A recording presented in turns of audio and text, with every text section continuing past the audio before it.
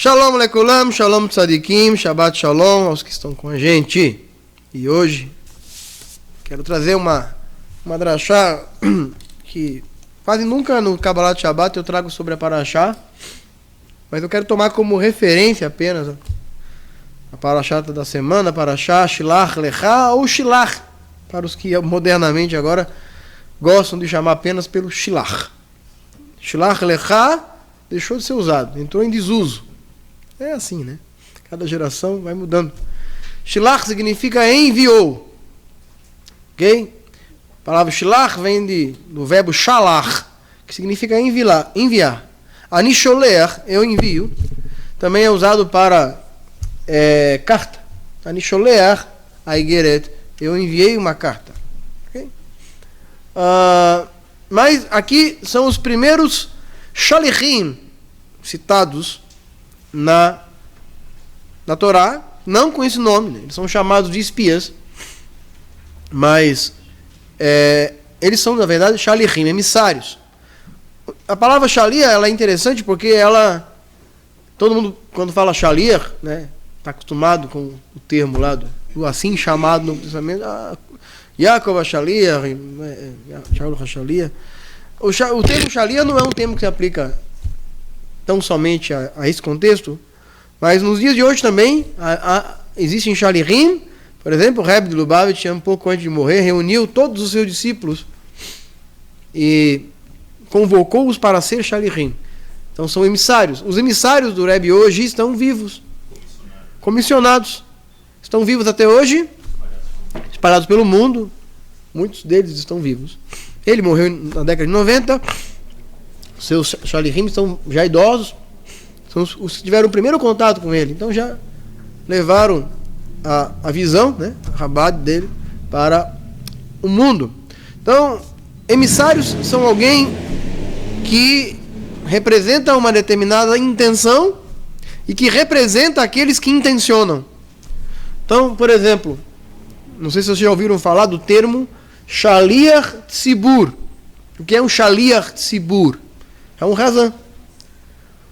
Razan significa cantor, mas Shaliach Tzibur é o seu nome religioso. Significa o emissário da congregação. Ou seja, o Razan tem a função de representar a Keilah, representar o Tzibur. O Tzibur é o corpo presente da Keilah, naquele determinado local, naquela determinada hora. E ele representa as intenções da comunidade. Quando a comunidade diz amém, em partes da reza, quando ela diz amém, ou quando ela fala Baruch Baruch Shemo, ela está confirmando, testificando, dando chancela àquilo que o Shaliach Tzibur está desenvolvendo. Ou seja, ele é um shamash, ele é um servo. Representa a comunidade. Exato. Ele leva, né? Nesse caso, eles representavam a intenção do povo. O Shaliach representa seu povo. Então, quando a gente vê que os Shalichim voltam, os espias, né, no caso, voltam trazendo 10, 12 avos de pessimismo, o que a gente entende? Alguns vão dizer, eles influenciaram negativamente a comunidade. Esse é o tema de amanhã. mas de fato eles representavam o coração daquela comunidade. Significa que apenas 2/12 daquela comunidade estava realmente intencionado a entrar na terra. Eles representavam a comunidade. Então, ninguém consegue, de fato, desanimar alguém que esteja plenamente convicto, plenamente animado, otimista. Porque à medida em que nós entendemos o mundo pela ótica do bem, do bom, dizendo Gamzu Letová, ninguém consegue nos desanimar. Quando estamos motivados. E essa motivação, ela está muito ligada ao propósito. Nós falamos sobre isso ontem, a diferença entre propósito e vontade. Existe, por exemplo, a minha vontade para mim, e existe o meu propósito para mim. Existe a vontade de Hashem para mim, existe o propósito de Hashem para mim. São coisas distintas. A minha vontade para mim é o que eu quero fazer. Para mim. Para que eu me sinta bem.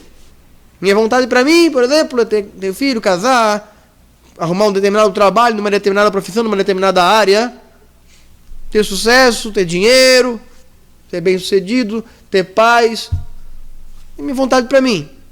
Correr o mundo, viajar. Minha vontade para mim. Meu propósito para mim. Qual o resultado de tudo que eu vou fazer? Que consequência eu vou deixar disso que eu vou fazer? Portanto, a vontade tem sempre a ver comigo e o propósito tem sempre a ver com os outros. Não é o microcosmo, né? O macrocosmo. Isso, o microcosmo, eu, o macrocosmo, as pessoas. Qual é o meu propósito para com as pessoas? Muita gente pode dizer, nenhum. Meu propósito é para comigo mesmo. Então não é propósito, é vontade. Nesse sentido, quem tem vontade sem propósito é alguém que não cumpre o último estágio da árvore da vida, da relação da Sefirot com o mundo. Qual é o último estágio da Sefirot no mundo? As Sefirot interagem a partir do Keter até o que nós chamamos de Malchut. Para explicar, para quem é leigo ainda no assunto, as Sefirot são os espectros da luz divina. Se você coloca uma luz num prisma, você percebe o espectro se irradia em 7 cores, ou melhor, a luz não tem 7 cores, nós percebemos 7 cores da luz, como nós já estudamos na semana passada. Não é a luz que tem 7 cores, somos nós quem percebemos 7 cores da luz, ou seja, as Sefirot são as interações do sagrado conosco. Aliás, com esse mundo, e quando eu trabalho esses fragmentos, esses espectros, essas refrações de Hashem, em mim, eu viabilizo uma via desobstruída de relação entre o sagrado e o profano. Ok. Então, o Keter e o Malchut interagem através das outras 9 Sefirot que estão no meio deles. Mas a última Sefirah, e que de fato é a que interessa, antes do Malchut, é Isod. O Isod, que quando sobreposto no corpo humano representa a área genital, ele simboliza o fruto, o nascimento. De fato, tudo que começa na ideia, Rochma Binah Vedaat, vai para a atitude, para as emoções, Chesed Vegevurah, depois vai para a atitude, Netzach Verod, vai para o ventre, onde ele é gerido, gestado, para ganhar forma, que é o Tiferet. Quando ele ganha beleza, ele dá formato, e enfim ele nasce. Então, quem não tem propósito, não frutifica. A frutificação nesse mundo, as realizações de fato nesse mundo, que vai atender não apenas seus próprios interesses pessoais, mas que vai deixar um legado, é o Isod. Então o propósito é o legado. Agora, a vontade de Hashem para mim, que eu seja bem-sucedido, é quase sempre a mesma vontade para mim, mas não necessariamente uma vontade específica. Hashem quer que eu seja bem. Ele nos coloca diante de nós a Brachá Oklal, né? Ele sobre todo o seu povo, a vontade dele, que o povo dele seja bem-sucedido, que nós sejamos prósperos, que nós tenhamos paz. A relação de Hashem para conosco é uma relação de filhos, e ele não quer que a gente passe nenhuma privação. Mesmo quando a gente acha que vai passar, ele cuida de nós. Mas o propósito de Hashem para mim não se resume apenas no que ele quer para mim agora, mas como ele me vê no futuro. E qual é o resultado prático que eu vou deixar para o mundo? Os filhos que eu gerarei nesse mundo, espiritualmente falando.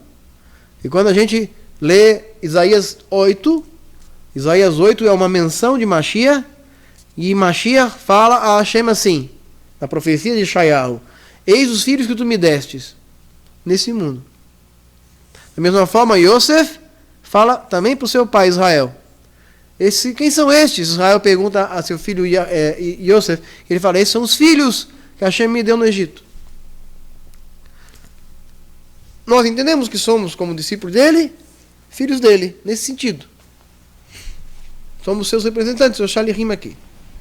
Ok. Então, o propósito é o fruto. E o fruto é a finalidade de tudo. E quem não dá fruto, não cumpre seu propósito nesse mundo. Então, escolher entre o propósito é mais importante do que escolher a vontade. E aí eu pergunto, qual era o propósito dos espias? Era olhar, criar uma estratégia e dizer como entraremos. Por que caminho, de que maneira, com que estratégia. E não era, o propósito deles não era ver se era aquela terra ali ou não. Comentar sobre o assunto. Não. Porque quando a gente pensa na nossa vontade, e a nossa vontade está muito ligada à nossa força de vontade, e a força de vontade é atravancada pelo comodismo, pela preguiça. E quando eu falo preguiça, não é a preguiça de trabalhar, não é a preguiça de levantar cedo. Essa é a forma prosaica da preguiça. Mas a preguiça de mudar, né? Preguiça de sair da zona de conforto. E como assim? E como um deserto pode ser uma zona de conforto?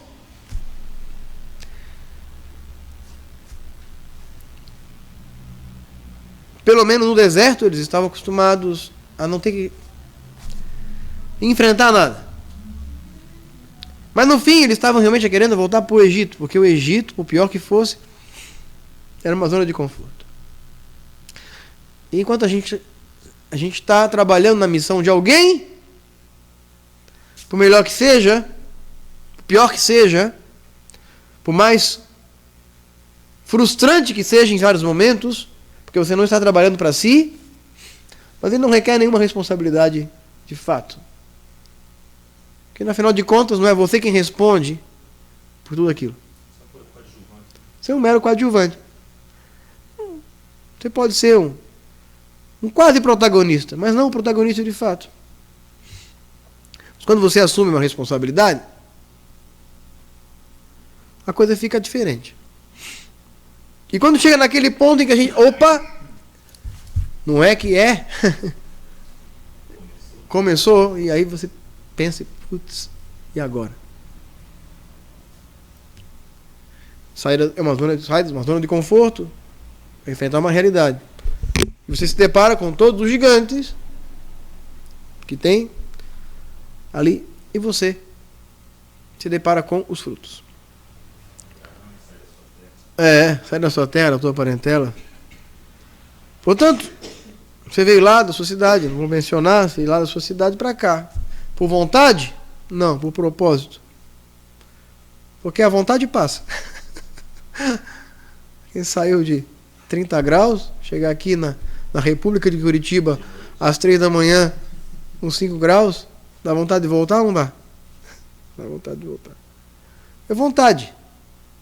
Mas quando você tem um propósito à frente de você, um alvo, você vai. Tudo isso você entende como parte de um processo apenas.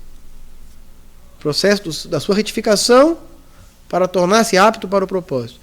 E aí, Quando então os espias vêm e trazem toda aquela má notícia, aquela coisa toda, desestimula o povo e fala, olha, não é, vamos todos morrer, vai morrer todos nós, vamos morrer tudo, vai morrer nós tudo. São gigantes, somos como gafanhotos. Eu sempre menciono isso todos os anos. Os gafanhotos, somos como gafanhotos pequenininhos. Mas foi justamente os gafanhotos, a antepenúltima praga que precedeu a praga da escuridão, que foi a pior praga para o faraó antes da morte dos primogênitos, quando ele fala, tira os gafanhotos daqui hoje, pediu a morte. Então os gafanhotos, um gafanhoto é um nada esmagado pelo pé. Agora, 600 mil gafanhotos, 600 mil gafanhotas e os gafanhotinhos, era gafanhoto para chuchu. Dava para devorar tudo ali. Quando você olha um gafanhoto, você não dá nada por ele, mas quando você vê um enxame de gafanhotos, Caleb falou, tudo bem, então somos gafanhotos. E eles são como o pão para nós. Vamos devorar todos eles. Bora então, você pode se ver como você quiser, como gafanhoto. Tudo bem, gafanhoto serve para quê? Para devorar. Então vamos devorá-los. Mas qual é o segredo? Yehoshua, no capítulo... na quarta aliá, na terceira aliá, Passuque 6, vai falar assim, Yehoshua, Ben-Nun e Caleb, filho de Jefuné, estavam entre os que exploraram a terra. Rasgaram suas roupas. Eles falaram a Kahal Bnei Israel, a congregação dos filhos de Israel, não é Kahal aqui a palavra, El Kol Adat Bnei Israel. Adat é uma outra palavra para a comunidade, ao ajuntamento, à multidão dos filhos de Israel, dizendo, a terra que nós exploramos é uma terra muito boa. E se Deus nos deseja, Ele nos trará para esta terra e dará para nós. Uma terra onde jorra leite e mel. Não se rebelem contra Hashem, contra Deus, e então vocês não temerão os povos daquela terra, pois nós a consumiremos, aqui entre parênteses, como se fossem nosso pão. De novo, entre parênteses, os tzadikim, os justos deles, que eram sua proteção, faleceram. Aqui vou ler sem parênteses. Deles faleceram. Lembra que quando a Hashem falou com Abraham Avinu de que a quarta geração iria para o Egito? Não, ele não falou que a quarta geração, mas que a sua descendência iria para o Egito e que a quarta geração sairia do Egito, com um grande número. Mas por que Hashem não destruiu os cananitas ali naquele momento em que ele deu essa brachá a Abraham Avinu? Porque, ele diz, porque a medida da iniquidade dos Amoraim ainda não assumiu seu ápice. Então havia ainda tzadikim entre os cananitas. O justo da terra. Então veja. Quando Hashem falou para Abraham Avinu, olha, vou destruir Sodoma e Gomorra. Abraham falou, pô, mas se tiver 50 justos, 40, 30, 20, 10. Não destrua se tiver 10. Abraham Avinu tinha a mente de Hashem. Ele não discutiu com Hashem. Ele simplesmente falou na mesma língua. Mas você tem certeza que não tem 10 justos lá? Ele falou, não tem, Abraham. Quando chegou na hora de falar para Abraham Avinu que a sua descendência ia para lá, e que eles iam sair com grande riqueza, ele falou, porque ainda os Amoraim, eles ainda não chegou na sua iniquidade, no seu ápice. Ainda há justos lá. E Hashem nunca destrói O justo com o injusto. E nesse caso aqui já tinham mortos, já estavam mortos. Os justos já tinham morrido. De acordo com a interpretação aqui Aqui diz assim, desse Rumash. Hã? retirou-se o seu amparo de sobre eles. O teu amparo. Quem são os amparos de uma nação? Os justos. Porque o mundo ainda não foi destruído, porque ainda há justos.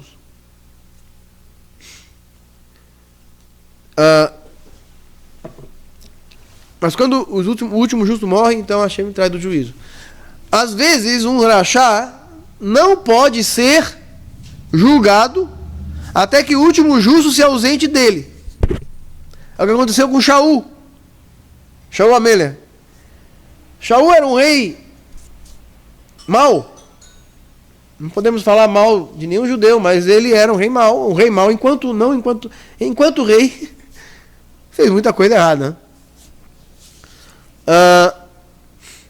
E Hashem o rejeitou já nos primeiros dias. Shaul foi um aborto. Ele foi ungido rei, recebeu o Ruach Kodesh, voltou, e aí era para ele começar seu reinado com a oferenda de um corban.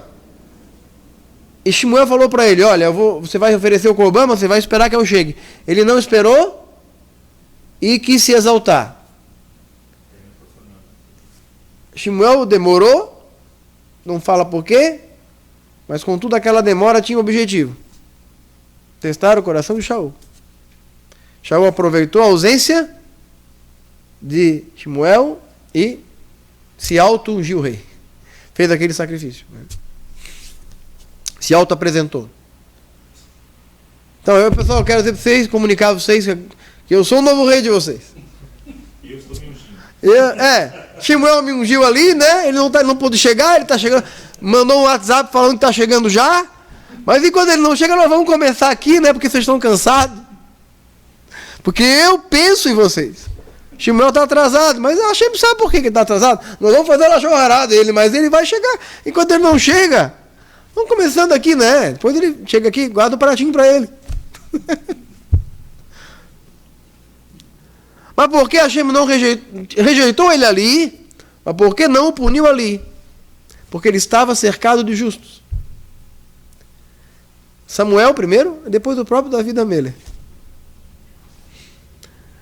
Enquanto Davi estava junto de Saul, Deus não pôde julgar Saul.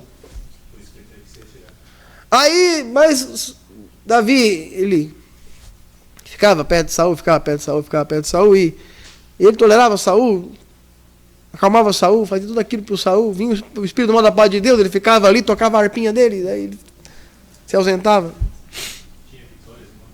Tinha vitória no nome de Saul, fazia um monte de coisa lá. Mas o que começou a acontecer com Davi? Davi começou a se tornar parecido com Shaul. No fim da vida de Davi, algumas das atitudes de Saul se repetiram nele. Uma das coisas foi a arrogância. Ele ficou sozinho, como Shaul ficou, e teve que ser aquecido. Não podia ser aquecido, na verdade. Chamaram a menina lá, a virgem, ficou ao lado dele. O texto fala que ele não a possuiu, mas ele morreu sozinho. Tinha filhos, tinha esposa, tinha soldados, e morreu sozinho. Isso se tornou assim. Por quê? Porque ficou muito perto do rachá. Aí o que aconteceu? Deus criou toda uma situação para que ele saísse de lá. E Saul o perseguiu. E ele foi para a caverna. Então Hashem, nesse meio tempo, Saul revelou quem ele realmente era, foi consultar a necromante. E aí morreu na guerra. Ele e o filho dele. O tzadik, ele é uma peça-chave na implementação do julgamento de Deus sobre algo. E já tinha acabado. Em outras palavras, não havia justos ali. Hashem matou todo mundo? Sim, matou todo mundo. Queria que matasse todo mundo. Queria. Mas não havia justos ali. Não é? Mas matou criança, mulher, todo mundo, queria matar todo mundo. Não havia justos ali. Se houvesse uma alma, ainda que no ventre de uma mãe que fosse um justo, talvez Hashem tivesse poupado. Mas não havia mais solução. Eram os Klingons. Eram os Klingons. Viviam para a guerra. E a única linguagem que eles conheciam era a linguagem da guerra. Pô, eles chegaram lá querendo matar todo mundo. Eles eram os vikings de sua época. Os normandos. Eles estavam ali para matar ou para morrer. Eram povos maus. E quando eu falo de gente má, eu estou falando de gente que oferecia seus filhos queimados diante de seus deuses. Tinham. Eles eram maus no sentido literal da palavra. Não eram pessoas assim, mas vamos sentar aqui, vou ler a Bíblia para você, de repente você se converte, você fica... Não é isso. Era o rachá absoluto, que eu sempre falo. Aquele que chega no nível onde ele não mais consegue, ele vira só um fantoche de Hashem, para cumprir um propósito. Então, mas a comunidade se viu com medo e como gafanhou diante dele. E na outra versão da Torá vai falar, se tivermos, tão somente tenhamos méritos. Se tivermos méritos diante da Hashem, então ele nos entregará nas nossas mãos.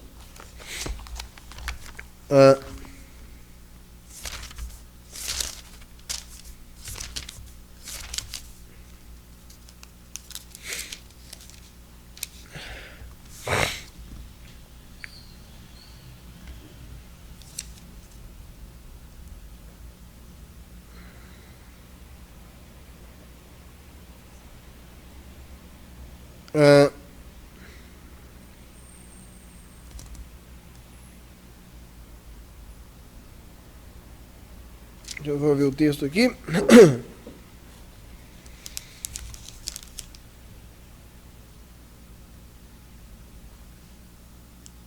Aqui, verso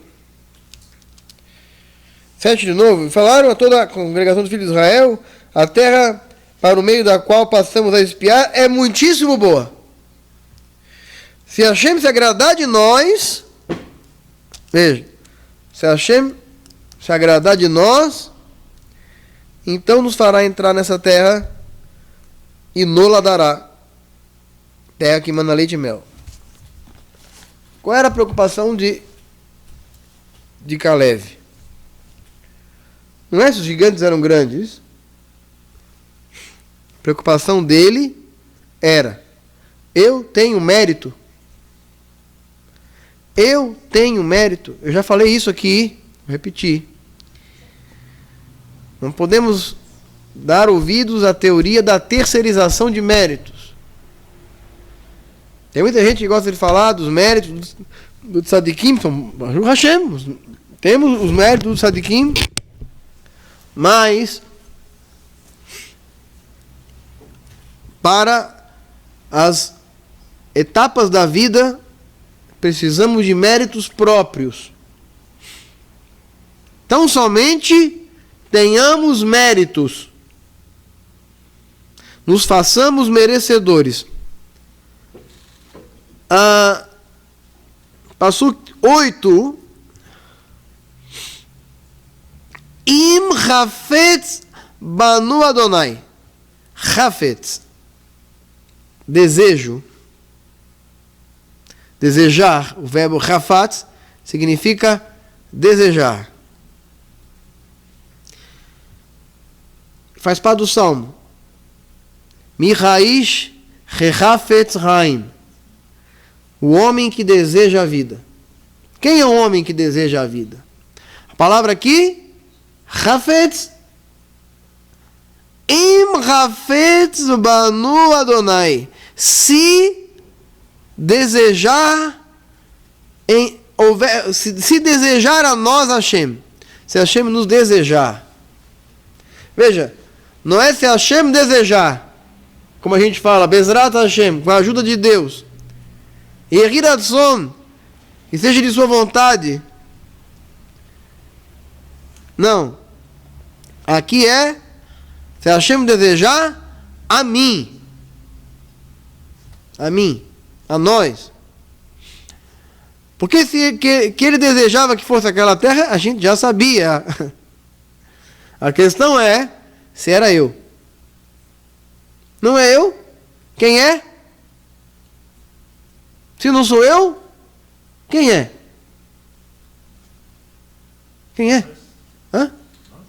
Não, se não somos nós, então vamos mudar a palavra. Quem são?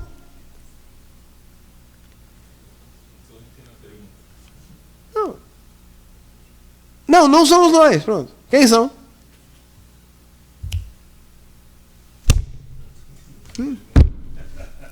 Se não somos nós, Hashem desejar, nós entraremos na terra, ok? Não somos nós. Quem? A geração seguinte. Cada geração tem condições de trazer a redenção ao mundo. Mas cada geração que falha nesse processo, nesse propósito, transfere à geração seguinte porque a promessa está sobre o povo. para o povo. Independente da geração. Exato. Não, se não for Israel, Deus vai pegar lá quem? Os egípcios? Não é.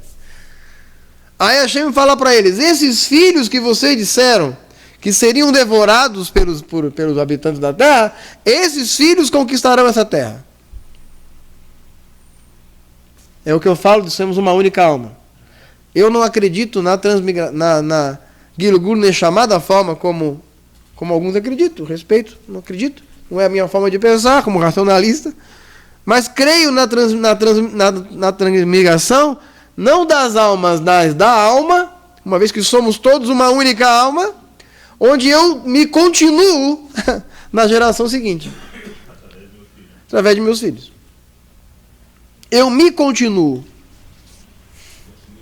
Eu continuo existindo nele. Então, somos uma única alma, onde cada um de nós faz tikkun de si mesmo através do próximo. Eu não ajudo você, Yaakov. Eu me ajudo em você. Entendeu? Quando eu faço algo por você, eu estou falando algo de fato por mim, por meus pais, e estou redimindo meus antepassados. Quando eu redimo meus antepassados nessa geração,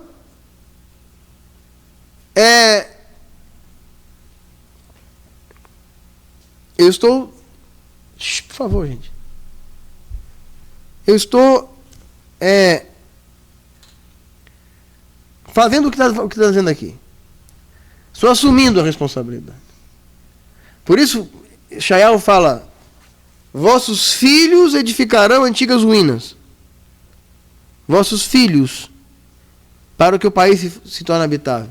Aquilo que as gerações anteriores destruíram, nossos filhos construirão. E aí entra o Rinur. O verbo Hanar não significa ensinar. O verbo Hanar significa transmitir. Como fala, porque eu escolhi Abraão? Porque ele transmitirá a seus filhos e os ensinará a fazer Chesed, o Tzedakah ve Chesed. Caridade e justiça. Chesed u Tzedakah. Então, nos fazemos meritórios da redenção, trabalhando em nós a nosso próprio tikkun, de nossa própria alma, nossa própria retificação. Somos uma alma quebrada, mas ao mesmo tempo temos a obrigação de curar a alma de nossos filhos, entregando para esse mundo seres humanos melhores do que nós.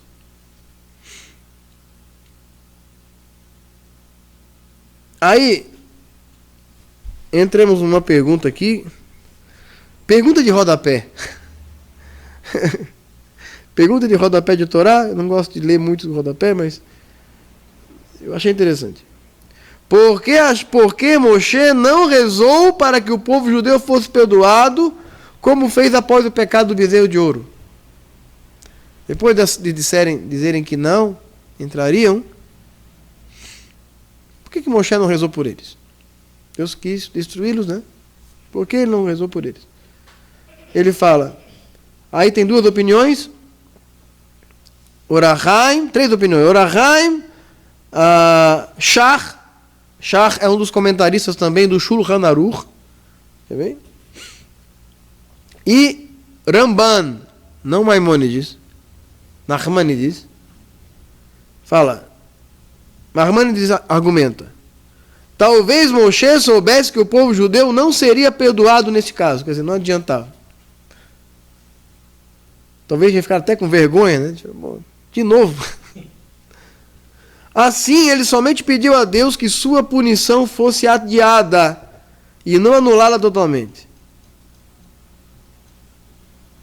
O Shach fala, deve ser que Deus somente queria destruir a multidão de convertidos que pecaram neste caso, não o povo judeu em si. Pois o contrário, por que Moshe não teria orado por aqueles que serem salvos? Uma prova deste ponto é que Moshe não mencionou o mérito dos patriarcas,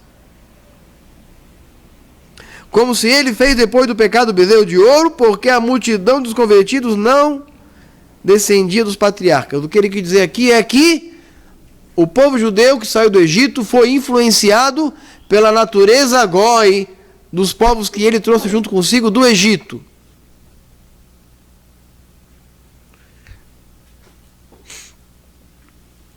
De onde vem a nossa alma?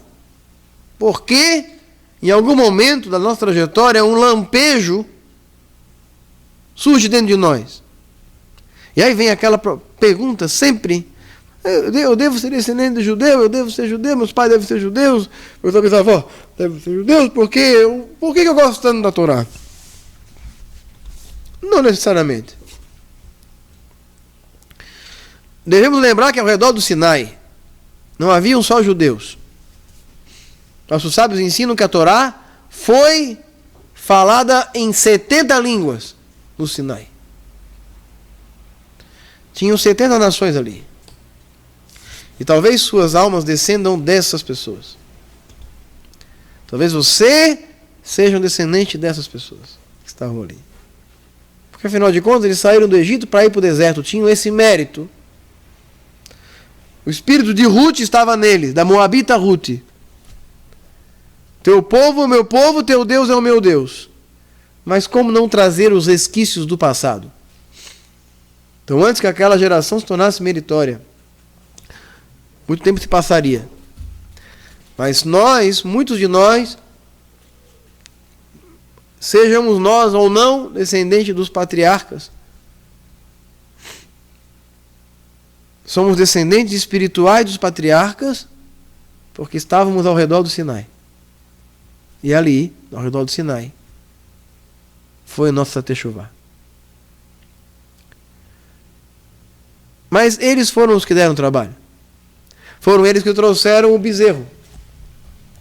Trazendo para os dias de hoje, 2000 anos atrás, quando o movimento do Rav Yeshua começou, eram só dos judeus. De repente, aquele movimento começou a alcançar também Goim. Sabe quem era um grande rabino que falava para Goim? Que ensinava gentios não judeus? Nachman de Breslev. Muitos cristãos aprendiam com ele. Nachman de Breslev morreu aos 38 anos. E muitos de seus escritos foram queimados. Sabia disso?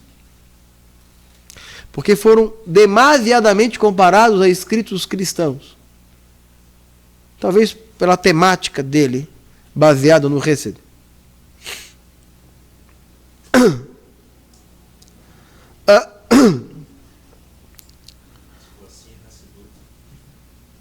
Sim.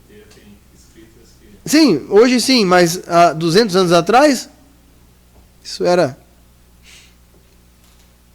algo de fato diferente. O judaísmo, no período iluminista, se tornou demasiadamente filosófico e,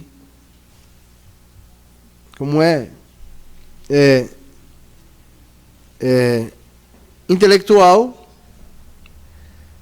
e o movimento reformador da espiritualidade judaica foi a Hassidut. A Hassidut foi para a geração de hoje o que as palavras do Rav Yeshua foram para a geração de 2000 anos. Trouxeram uma luz diferenciada. Mas todas as vezes que eu atraio o Goim, eu assumo o risco. Não necessariamente. Eu assumo o risco. Ok? Você adota uma criança. A gente acredita, eu acredito em memória genética. Filhos de pais de várias coisas vão trazer traços daquele caráter. Vai trazer traços. Inevitavelmente. Mas eu, quando adoto uma criança, eu assumo não apenas o risco, mas a responsabilidade de fazer tikkun daquela alma. E eu não posso esperar que aquela memória genética não vá vir à tona. Vai. Mas a educação, o rinur, deve superar essa fatalidade. Exato. Sim. Nós temos alguns grandes tzadikim que eram convertidos. Não. Maimônides não era convertido. Onkelos. Não ouviu falar de Onkelos? Onkelos foi o que traduziu a Torá para o aramaico. No que a gente chama de Targum. O Targum aparece sempre do lado esquerdo da Torá, em todos os Rumashim, a maioria dos Rumashim trazem o texto hebraico e o texto em aramaico ao lado. A sua Torá tem. Aqui também. Quem escreveu isso foi Onkelos, filhos de convertidos. Aliás, convertido ele. Outros eram pessoas sem nenhum conhecimento, tornaram-se grandes eruditos. Caso Rabi Akiva. Maimônides, quando criança, odiava estudar a Torá. Tinha um irmão chamado Davi, ele chamava Moshe, o pai colocava os dois para estudar a Torá. Maimônides não queria. O Rambam não queria estudar. Moshe não queria estudar. E Davi queria estudar. Não, esse foi Rabi Akiva. Esse foi Akiva. Estou falando de Rambam. Moshe e Davi. Quem era o Tzadik? Davi. Moshe? Não. Belo dia, Moshe não quis estudar a Torá, o pai dele deu uma bofeteada nele e colocou ele para fora de casa. Maimon, pai de Moshe, era rabino de uma sinagoga que funcionava na casa dele. E ele vai embora. O pai colocou ele para fora de casa. Andou, não tinha onde dormir, foi dormir numa sinagoga que ele achou no caminho. E dormiu lá, e durante a noite, dentro da sinagoga, ele teve uma visão, olhando para a arca, para o Aron HaKodesh da sinagoga. Algo falou com ele, e de manhã ele encontrou o rabino, e o rabino falou: eu sou o rabino do seu pai. Nobi-Wan Kenobi. O rabino do pai dele. Eu treinei seu pai, agora eu vou treinar você. Padawan. Era o mestre Yoda. Aí ele Resultado. Depois ele voltou para a casa do pai. Davi, que era mais estudioso, não seguiu o caminho religioso e se tornou médico, se não me engano, e patrocinava os estudos de Moshe. E um belo dia, numa travessia de navio, quando eles fugiram de Fez, o Marrocos, aliás, quando fugiram de Córdoba para o Marrocos, eles sofreram um naufrágio e Davi morreu. Maimônides teve que trabalhar para sustentar a família. Se tornou médico, matemático, astrônomo, filósofo e rabino. O maior rabino da Espanha e também fez. E mostrou que o improvável acontece. Ao lado do Sinai estavam o povo judeu e nações que não tinham os méritos de seus patriarcas. Por isso fala aqui, por isso que o Shach vai dizer que o Moshe não intercedeu por eles, porque eles não tinham mérito dos patriarcas, eles não vinham dos patriarcas. Mas quando um guer se apega à Torá de verdade, ele adquire o caráter de Avraham Avinu. Por isso, o Shaul Hashali vai falar, ele se torna filho de Abraão pela sua emuná, pela sua fé. Não é pela fé porque eu acredito que eu sou, não é nada disso. Ele se compara a Avraham Avinu sem ter descendido dele fisicamente, sanguineamente falando. E esse tem mais mérito. O filho adotivo acaba tendo mais mérito, porque não tem ancestralidade. Ele foi na contramão de sua memória genética. E é sobre esses, então, é falado em Isaías 56. Porque aquele estrangeiro que se une ao Eterno para ser servo seu, para guardar o Shabat, para abraçar a sua aliança, a esse eu darei um nome melhor que os filhos de filhos, que nunca se apagará, porque a minha casa será chamada casa de oração, Al-Kol Hagoim.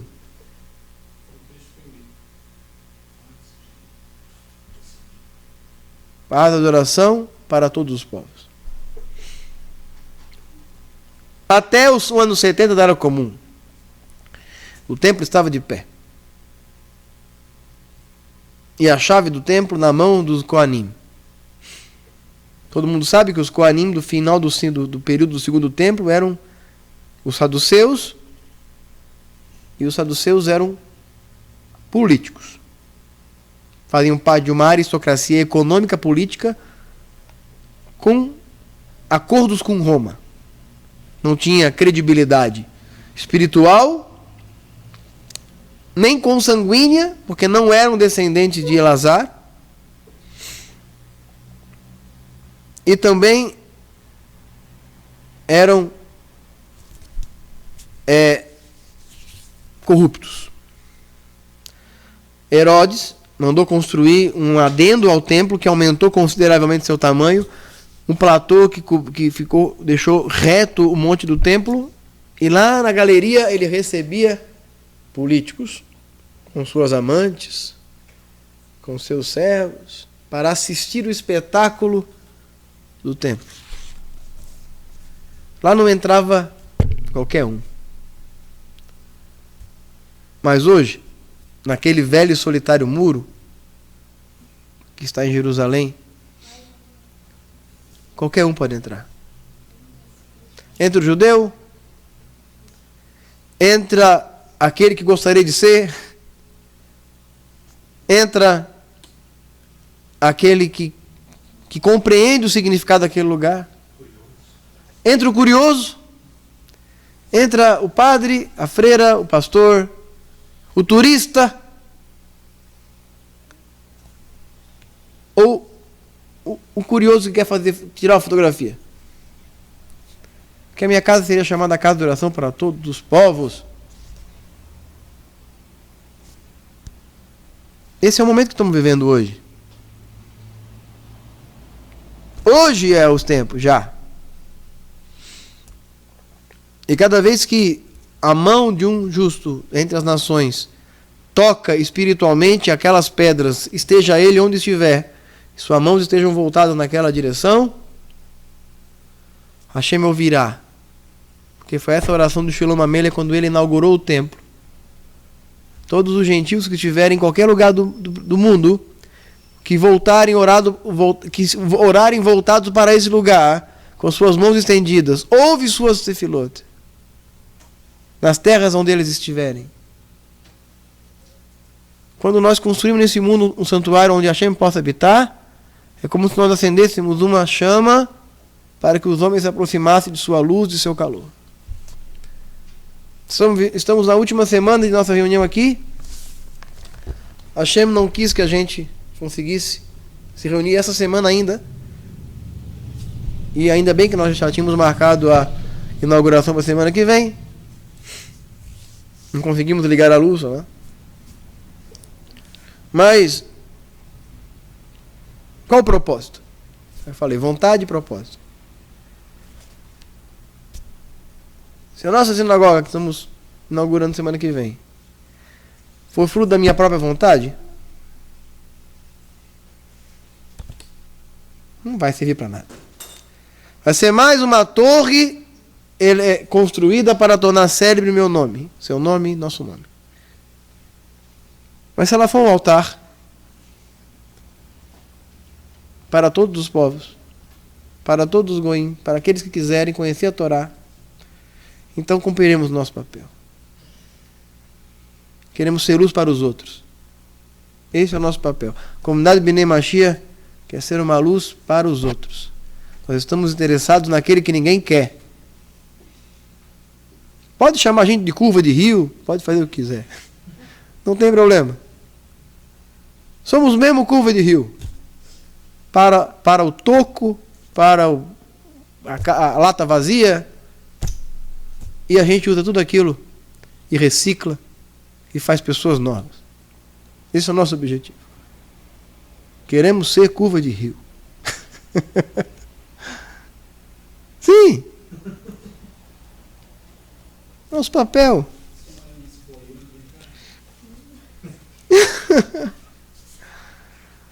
Calma, não é tão assim também, não vai exagerar. Mas um hospital é para doente. Tzadikim, eu sugiro, abra seus próprios lugares. O que é um monte de tzadikim junto? O que é?